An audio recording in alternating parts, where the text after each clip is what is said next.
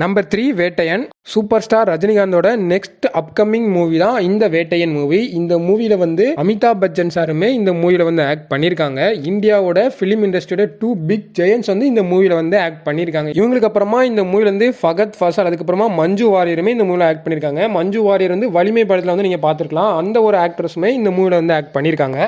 அதுக்கப்புறமா பாகுபலி படத்தில் வந்து வில்லனாக நடித்த ராணா அவருமே இந்த வேட்டையன் மூவியில் வந்து இருக்காரு. இவர் வந்து வில்லனாக இருக்கிறாரா இல்லை சைடு கேரக்டராக வர போறாரா அப்படின்றத பற்றி எந்த ஒரு டீட்டெயிலுமே இன்னுமே லீக் ஆகலை.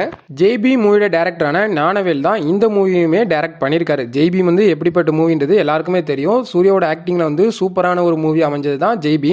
இந்த ஜேபியோட டேரக்டர் தான் இந்த வேட்டையன் மூவியுமே டைரக்ட் பண்ணியிருக்காரு. அனிருத் தான் இந்த மூவிக்கு வந்து மியூசிக் டைரக்டராக இருக்காரு. அதுக்கப்புறமா இந்த மூவியோட சினிமோட்டோகிராஃபியை வந்து எஸ்ஆர் கதிர் அப்படின்றது வந்து பண்ணி கொடுத்துருக்காரு.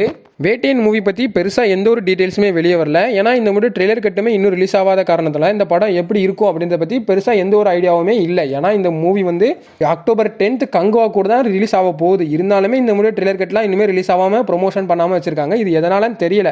கண்டிப்பாக இந்த மூவி வந்து ஒரு நல்ல மூவி தான் இருக்கும். ஏன்னா ஜெய்பீம் வந்து அந்த அளவுக்கான ஒரு மூவியாக இருந்துச்சு. டேரக்டர் வந்து சூப்பராகவே ஜெய்பீம் வந்து டைரக்ட் பண்ணியிருக்காரு. அந்த மாதிரியே இந்த வேட்டையன் மூவி நல்லா இருக்கும் அப்படின்னு கண்டிப்பாக நம்புவோம். நம்பர் 4 அமரன். சிவகார்த்திகேயன் சாரோட ஆக்டிங்கில் அக்டோபர் 31 ரிலீஸ் ஆக போகிற மூவி தான் அமரன் மூவி. இந்த மூட அனௌன்ஸ்மெண்ட் வந்து ஜனவரி 2022 கொடுத்துருந்தாங்க, SK21 அப்படின்னு. இருந்தாலும் இந்த மூட ஷூட்டிங் வந்து 2023 காஷ்மீரில் ஸ்டார்ட் பண்ணி இப்போ இந்த மூவி வந்து அக்டோபர் 31 வந்து ரிலீஸ் ஆக போகுது. இந்த அமரன் மூவி வந்து மேஜர் முகுந்த் வரதராஜனோட ரியல் லைஃப் ஸ்டோரியை பேஸ் பண்ணி எடுக்கிற ஒரு பயோபிக் மூவியாக தான் இந்த அமரன் மூவி வந்து வரப்போகுது. இந்த மேஜர் முகுந்த் வரதராஜனோட கேரக்டரில் தான் சிவகார்த்திகேயன் சார் வந்து இந்த மூவியில் வந்து ஆக்ட் பண்ணியிருக்காரு. இந்த மூவியில் ஃபீமேல் லீட் ரோலாக சாய் பல்லவி அவங்க தான் இந்த அமரன் மூவியில் வந்து நடிச்சிருக்காங்க. இந்த அமரன் மூவியோட ப்ரொடக்ஷன் கம்பெனிஸ் வந்து ராஜ்கமல் ஃபிலிம்ஸ் இன்டர்நேஷனல், அதுக்கப்புறமா சோனி பிக்சர் ஃபிலிம்ஸ் இந்தியா, இவங்க 2 பேரும் சேர்ந்து தான் இந்த மூவி வந்து ப்ரொடியூஸ் பண்ணியிருக்காங்க. இந்த அமரன் மூவியோட டீசரும் வந்து ஆல்ரெடி ரிலீஸ் பண்ணிட்டாங்க. மூவி வந்து முகுந்த் வரதராஜன் அவரோட ரியல் லைஃப் ஸ்டோரி பேஸ் பண்ணி எடுக்கிறனால டீசர்லையுமே அதுக்கேற்ற மாதிரி தான் நிறையவே அமைச்சிருந்திருப்பாங்க. இந்த மூவியில் வந்து சிவகார்த்திகேயன் சார் வந்து, அதாவது முகுந்த் வரதராஜன் கேரக்டர் இருக்க சிவகார்த்திகேயன் சார் அவங்க வந்து ஒரு ஆர்மி மேஜராக இருக்கார். அவர் கீழே வந்து நிறையா சோல்ஜர்ஸ் வந்து இருக்காங்க.